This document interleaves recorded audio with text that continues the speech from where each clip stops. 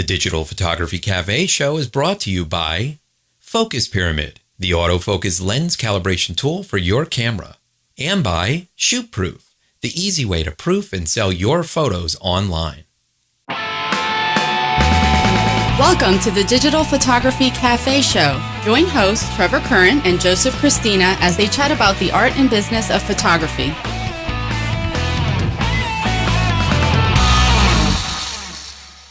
Hey everybody, welcome back to the show. This is episode 126. I'm Joseph Christina here with my co-host Trevor Curran.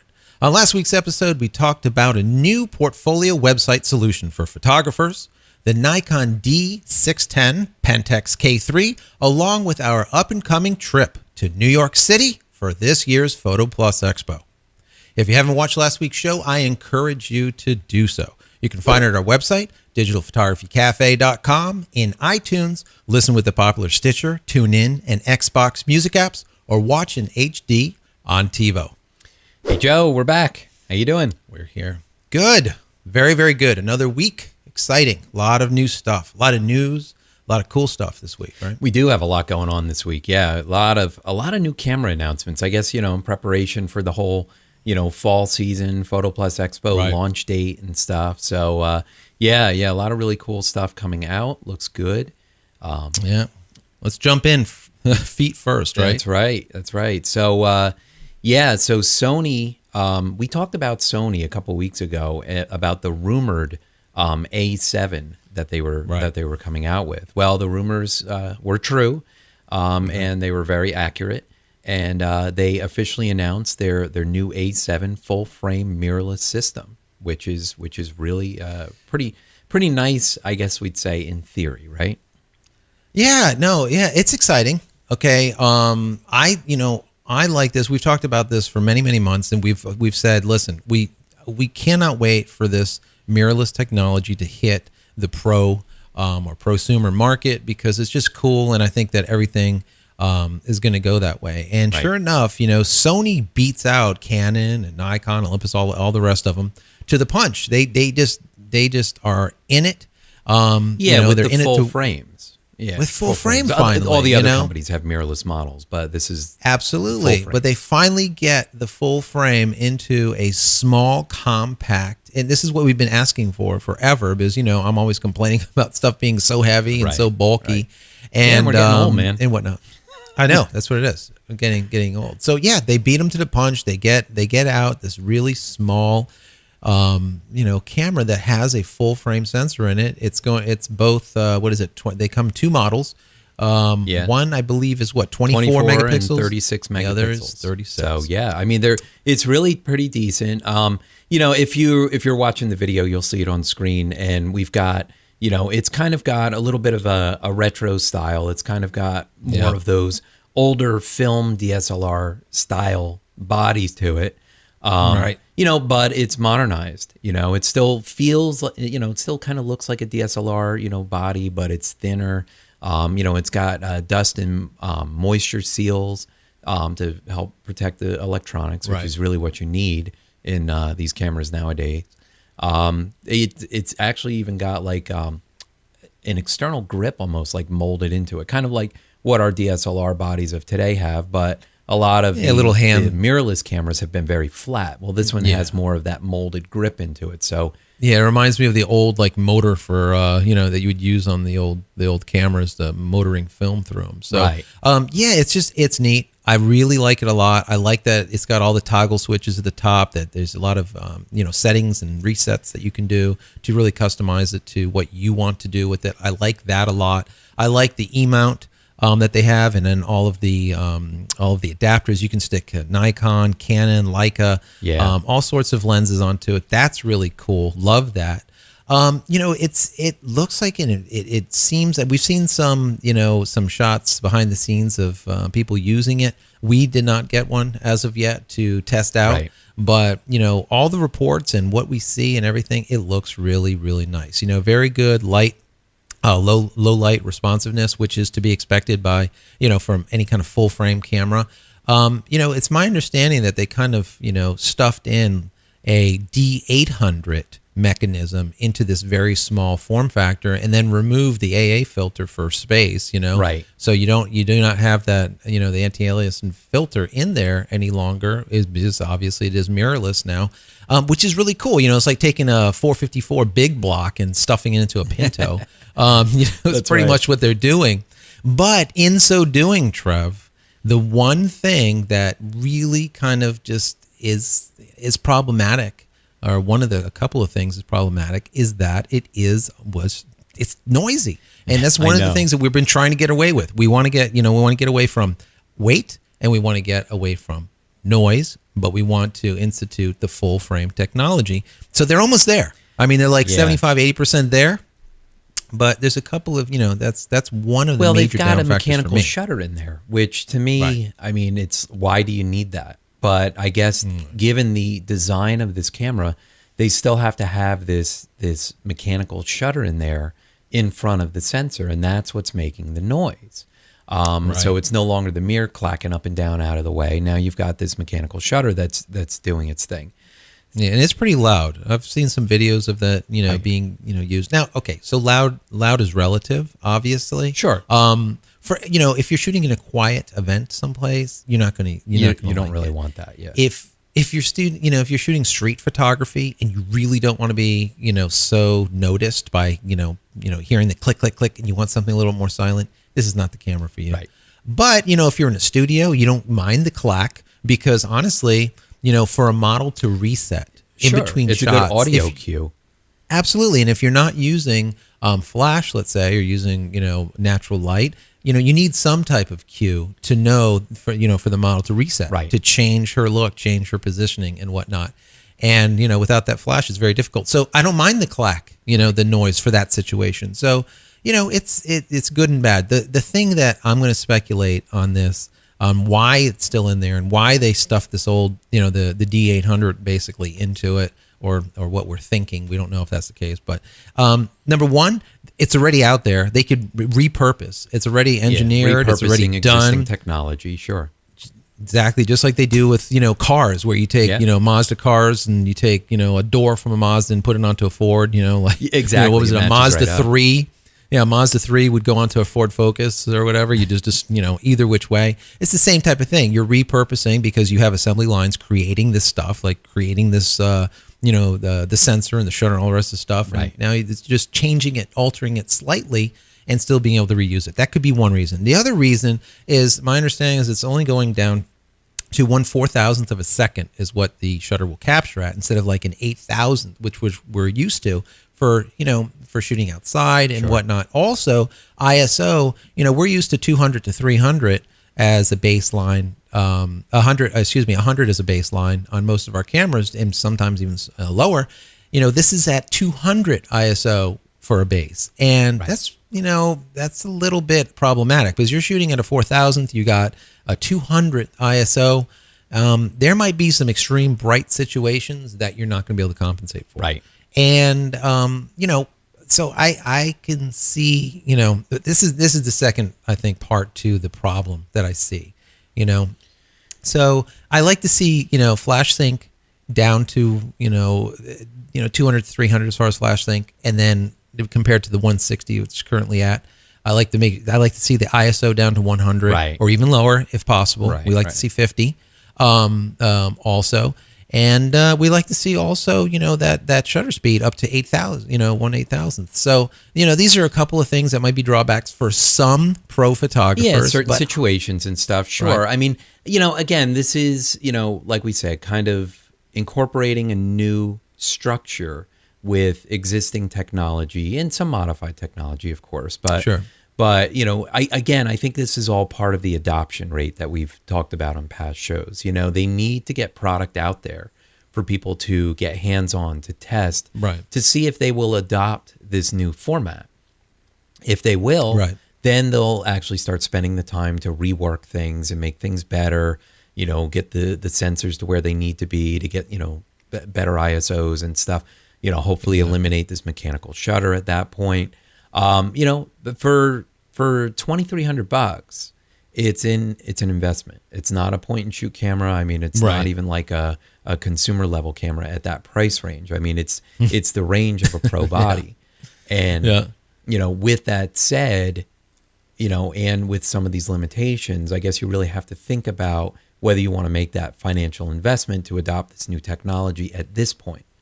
But somebody has to do it. So if you've got the cash to spend, you know, go get it, test it out, and then issue your complaints, and hopefully they will fix them for the rest of us. No, that's right. You know, we are the beta testers. We say all the time, buy glass, not bodies, because the bodies are like toilet paper. You know, it kind of comes and goes. And that, you know, that's just the nature of the beast. That's how it is. So, you know, I like this camera a lot, and you know, 2 thumbs up to Sony for being the first in the market for the mirrorless, you know, no AA filter, full frame sensor camera. And I've seen some pictures at the not the 24 but the 36 megapixel model, and it is gorgeous. I mean, well, that's what they're saying, very comparable to the Nikon D800. So it's I would you wouldn't know the difference. I mean, that says a lot. Fact, that says a lot for the technology. And the size difference between a D800 and this small little camera. Remember also, guys, you know, there's other benefits that we haven't talked about that could, you know, help a lot in your shooting. Number one, you have the articulating backside of it so that you can actually see what you're shooting, let's say over your head, holding the camera over your head and actually see what's going on, like if you're shooting video or whatnot. That is, you know, invaluable. Right. That's fantastic. Yeah, and many of the new cameras coming out today have that now. Right. Not the pro side as much, right? It's the prosumer is what are just starting to get it as of now. But yeah, these are the type of things that can definitely help you out a lot. And the ability to shoot so many different lens manufacturers and not being pigeonholed into a single lens is a huge it really is. feature. Yeah, that allows you to convert from whatever brand body you're currently working with now and have all this glass for, whether it be Nikon, Canon, Sony, you know, whatever, just through the use of adapters. I mean, I'm sure as with any time you throw an adapter on a lens, you're going to have some degradation, let's say, in quality, you know, just because you're spacing it out or whatever. So yeah, a little, there might be some. Yeah, there might be some. I mean, it may not be drastic and it may not be even be enough to notice it or affect your decision making in making that switch. But you know what? They're going to have it at Photo Plus Expo, I'm sure. We're going to check it out when we're there. And get a little hands-on. And then we're going to report. Let you know about it. We'll report back once we get in a hot little hand. Right. So yeah, it's interesting. Yeah, I like it. I like it a lot. So, you know, kind of going forward, you know, we talked about last week. We were saying, you know, if you want to get a shot and you want to get, and you can't be in the specific location to get that shot, you know, like being able to possibly strap a camera to the officiant or the priest's forehead, which would be a really nice helmet position cam. if you can do that. Helmet cam for the priest. You know, we've always said, you know, you try get a GoPro or something like that. Yep. Small camera, set up a bunch of them and capture all these different angles. And then later on, you can use this where you miss the shot because, you know, some Tom, Dick, and Harry or Uncle Buck decided to jump in front of your shot that now you missed the kiss, let's say, or whatnot. Right. So very, very cool. And now this new company is coming out. They made an announcement that this new unit that's I guess a GoPro-esque type of ruggedized, you know, unit is coming out on the market. Very cool and cheap. Yeah. The audio company Pyle, they've made speakers and, you know, amplifiers and all kinds of stuff for like years. That for years and years. I think I actually even had a set of Pyle speakers in one of my old trucks or something. But yeah, so they're jumping into like the GoPro-esque type of video camera market, and they've got this little baby's got a 12 megapixel CMOS sensor. It's like it shoots high speed 1080p video, and you can shoot at 120 frames per second, so then you can get to the slow-mo like a lot of these, you know, small cameras are doing right now. 4x zoom, which is great, 2.5-inch touchscreen. So it's kind of got all the bells and whistles that we've come to expect, you know, Wi-Fi, which is great. And the beauty, you can get a waterproof case, which is nice. So now you can take it diving with you if you're into diving and stuff. I like it, and it's cheap at like $100. I know, you know. Right? I mean, I'm going to see. Okay, so here you go. You know, slow mo. instead of doing a 1080p slow-mo, or 720, let's say, you're down to VGA. For doing a 120 frames per second capture. Right. Okay, it's a little bit smaller, but you know what? For B-roll, that's awesome. That's great. That's really cool. It's cool anyways.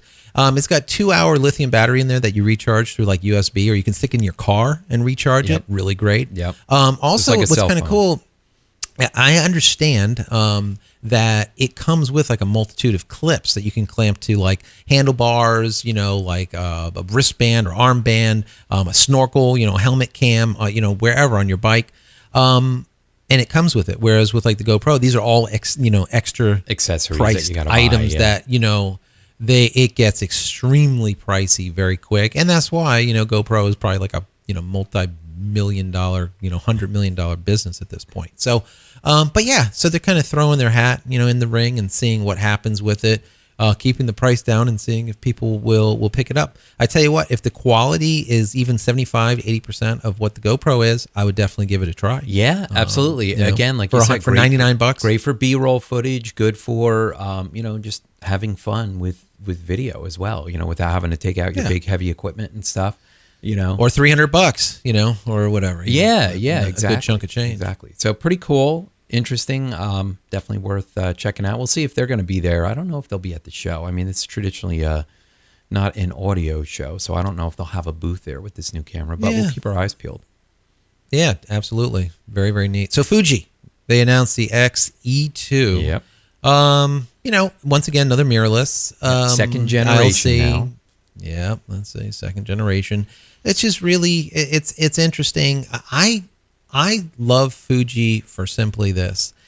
They are the camera, let's say they are the Leica-esque camera. They are the camera without the red dot.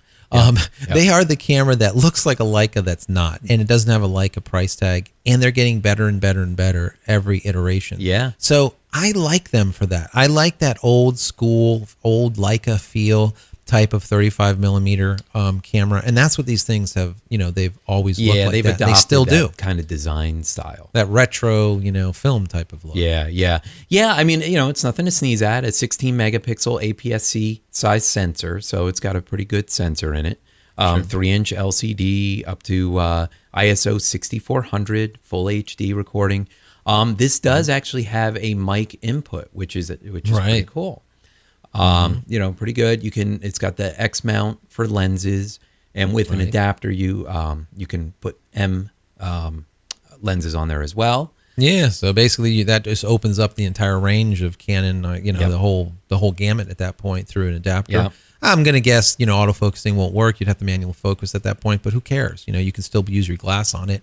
I want to strap my my 300 1.4 Canon that's like a foot and a half long to that camera. Yeah, that tiny little thing. I know. All you would see would be lens. Awesome.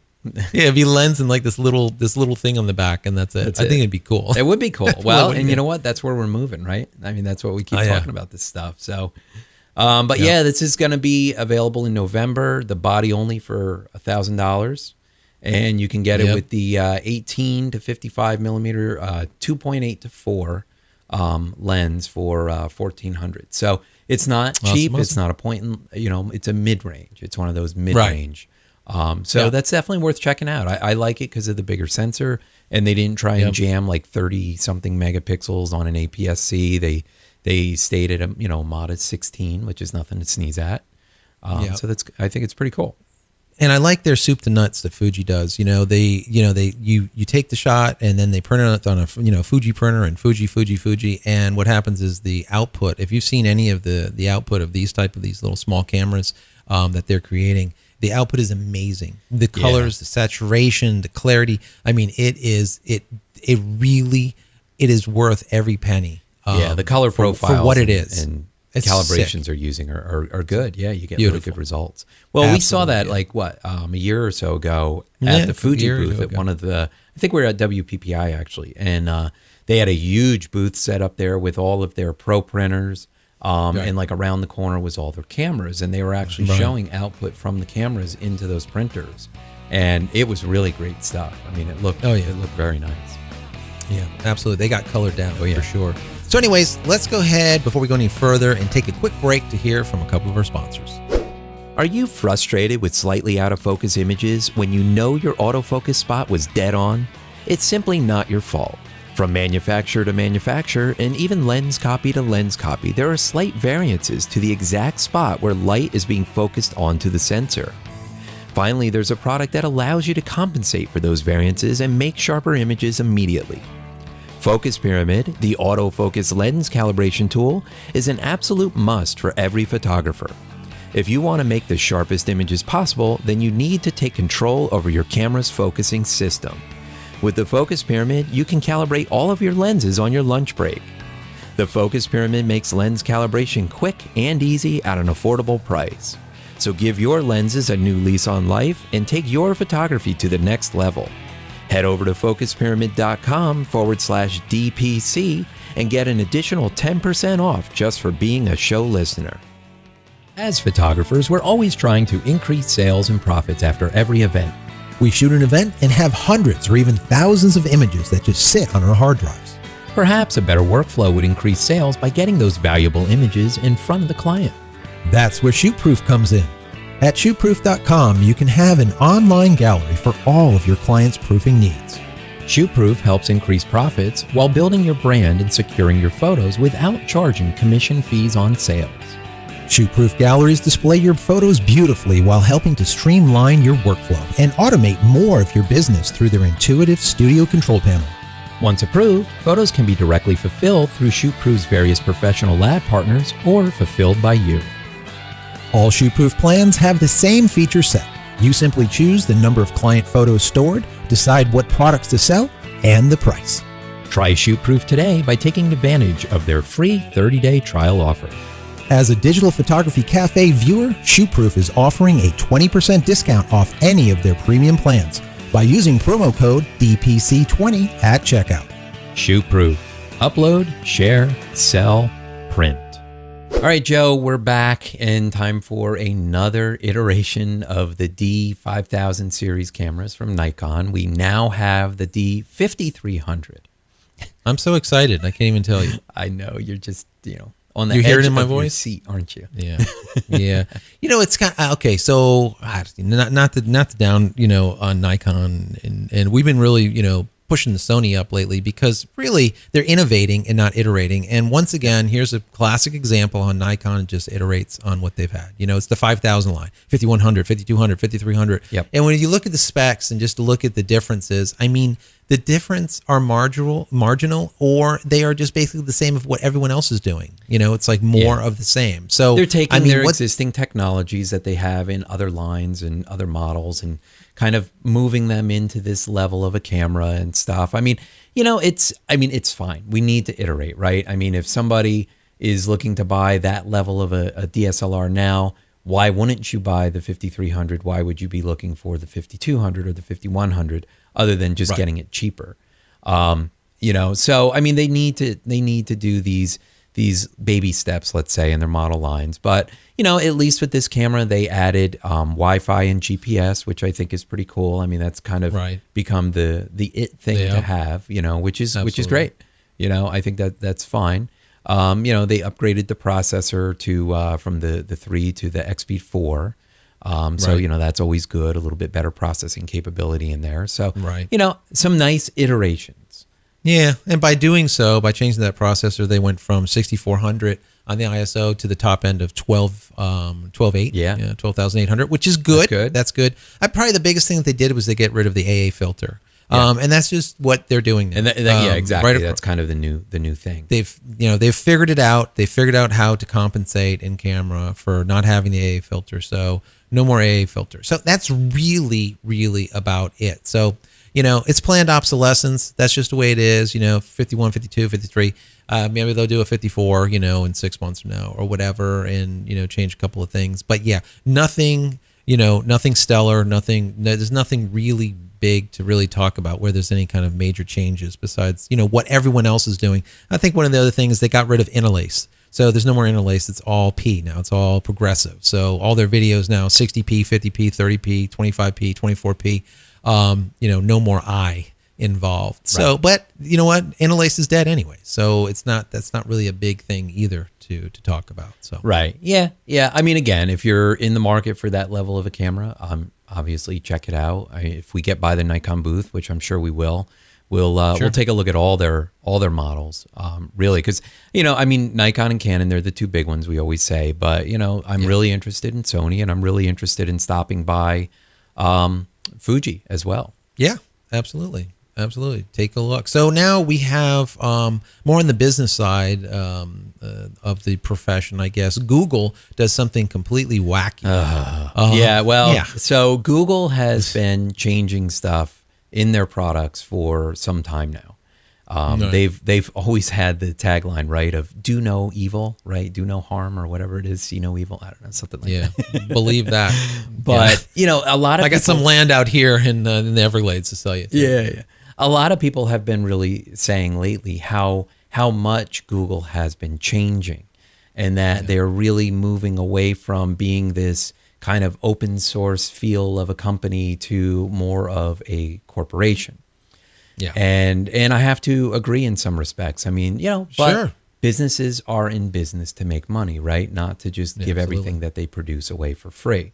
So the big thing that happened this week is they've encrypted search results. Yeah, so if you guys go to google.com and take a look at the top at the URL, you'll see it's HTTPS now, meaning that you are currently on a secure connection between you and Google, which you think, oh, that's great. Yes. And it kind of is. Well, it is. Yeah, from a user standpoint, we don't want Big Brother necessarily looking over our shoulder, seeing what we're searching for on the internet. And, and actually, especially Google was kind of accused of giving their information to the NSA as well. They really don't have a choice. The NSA come to you, or you kind of Homeland or CIA or FBI, and they say, listen, we need this information. Right. You just turn it over. Right. But, that as a company, though, this becomes a trust issue.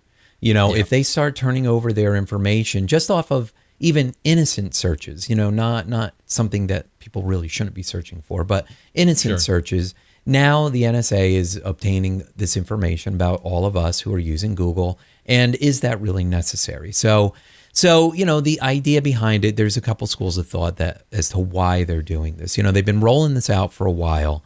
Logged in users have had encrypted search for quite some time. But it's the beginning of October now. All users, whether you're logged in or not, your search is encrypted. So the idea being is that if they encrypt the search and don't really have the data, then they have nothing to give to the NSA. Right. That's kind of one thought. The other thought is the monetization aspect of it. Sure. For those of you who are running Google Analytics on your websites to track your traffic, page views, all of that, the normal stuff that we use Google Analytics for, another very valuable piece of information through Google Analytics was the keywords that people use to come across your website. So, for example, if you're a photographer, you just wrote an article about a local reception hall that you shot at, and you're finding a lot of traffic coming through because of that reception hall's name in your search terms. Well, then what that's going to tell you is people are really interested in this reception hall. So as a business person, as a marketer / photographer, maybe I need to write more articles about this reception hall. Right. Or similar. Reception halls or sites. Exactly. The fact that they're searching for these reception halls, and that's how they found this particular article, then maybe they're interested in other reception halls within your area. So anyway, that was how you could use the Google keywords in your Google Analytics to kind of figure out how to gear your website content and how people are following you or finding you. That's no longer available. When you go into your Google Analytics, it's going to show you your percentage and it's going to say 0 not provided. And this is a real bummer from a marketing standpoint. Yeah. Now, Bing and Yahoo, they're not doing it yet. Yeah, they will. But they will. Right around the corner. They just, It's like the Canon Nikon type of thing, whereas One it's like, follows one body and, two legs, and one takes a step forward and the next takes a step forward. The same thing with the search engines. They see what goes on. They see, let's say if NSA is just beating up Google and Google takes measures so that they don't get beaten up anymore, damn Skippy, that all the rest is, they're going to follow suit and say, you know what, we don't want any of this stuff, so let's go ahead and do the same thing. So it's problematic, definitely from the aspect of marketing and knowing, who's coming, where they're coming from, who they are, what they're doing, and why they're there, to kind of give them more of the same so that they come back. That's the whole reason behind Google Analytics. And basically, Google Analytics has somehow, or using this, have been neutered to a little bit of an extent. Well, from what they're saying, from what kind of the rumors are, the speculations, is that if you are running Google pay-per-click campaigns and you have your pay-per-click integrated with your Google Analytics, that you will actually be able to see the click-throughs because that's coming through their ad network and not necessarily the organic search. And that's really what they're encrypting, is that organic You don't search. think that you don't think this could be any kind of way to monetize even more, do you? No. Well, that's it. I mean, so that's how they're going to do it. They're either going to drive more people to have to use pay-per-click to get this information, or they're going to have a Google Analytics Pro where it's going to cost you X amount of dollars per month to be able to get this information. So I don't think they're going to do that for some reason. I don't know, because then we're back to NSA saying, exactly. Okay, so all those pro accounts, we want all their data. Right. Or we want, it's exactly. I don't know. I mean, I think they need to monetize, but monetize smartly, and they're not stupid. I think they're going to keep it, quote unquote, on the up and up, and do everything in their power to make it very easily said, we don't know. We don't have that information, Right.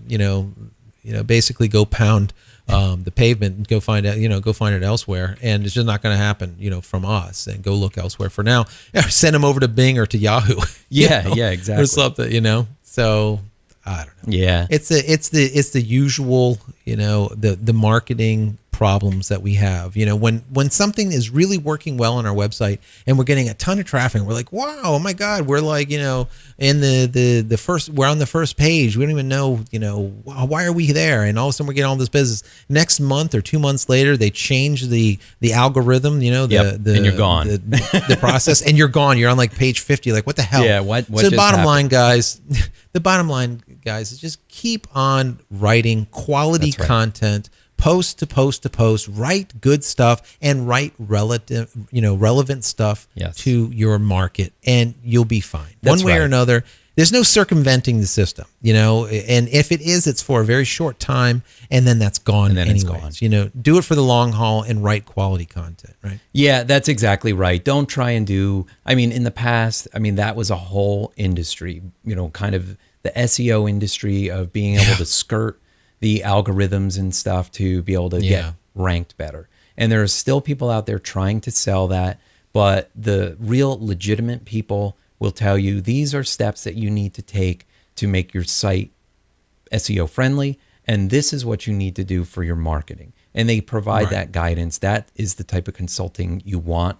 You don't want the person that says, "Oh, and I'll get you on page 1 of Google." If somebody says that to you, just turn and run the other way, because you can't trust them. No, absolutely. And you know what? That's one of the great things about the product that you're offering now. The WP portfolios, which is really cool, is the back end of it is really going to take advantage of the knowledge that you have. So to circumvent this type of thing and allow this, allow the Google to spider it properly, allow all the search engines to be able to get those posts that you're currently, writing that are so relevant and so important. And well, that's it. It's going to make it easier for photographers to create the content that they need to for marketing. Because, again, we always say the business side, business. You have to be doing the business. If you're not marketing, if you're not taking the steps to promote your business, you're going to find yourself without business. So, WP portfolios will help you create those posts easier. It gives you the ability to easily edit content and add photos and stuff. And Joe, I just have to say, we talked about this last week, kind of like the official launch of the official beta, I guess. And, we've been doing signups, and within the first couple days, we got a ton of signups. Yeah, that's I mean, to the point where I fantastic. really kind of stopped promoting it because I don't really want. I mean, we can't get hundreds. Yeah, there's and only so hundreds many and beta hundreds of testers that you betas. can use. Yeah. No, absolutely. So, but yeah, I want to thank all of our listeners. I know a bunch of you have signed up because you've sent us emails or tweets or what have you, letting us know that you signed up. So that's fantastic. 2 thumbs up, and we will be in touch soon when we're ready to start that testing. Absolutely. All right. So, all right, Trev, we are done for another week. We are out of here, right? Yes, we got to get out of here. I got my Skype beeping. I got another call to get to. So, Joe, if people want to connect with you outside of the show, what's the best way for them to reach you? Go to Twitter. You can find me at Joseph Christina, and that's Christina without an H. Awesome. And you can connect with me on Twitter. It's at Trevor Kernan. All right, guys, we are done. You can get all the show notes from this episode by visiting digitalphotographycafe.com/126. And don't forget to send your questions and comments to comments@digitalphotographycafe.com or simply call 440-345-6707. Once again, that's 440-345-6707. And we will see you next week. You've been watching the Digital Photography Cafe show with Trevor Curran and Joseph Christina. Be sure to subscribe to the show for free in iTunes or through RSS. You can also listen on Stitcher and TuneIn Radio and watch in HD on TiVo. Visit digitalphotographycafe.com for show notes and to connect with your hosts.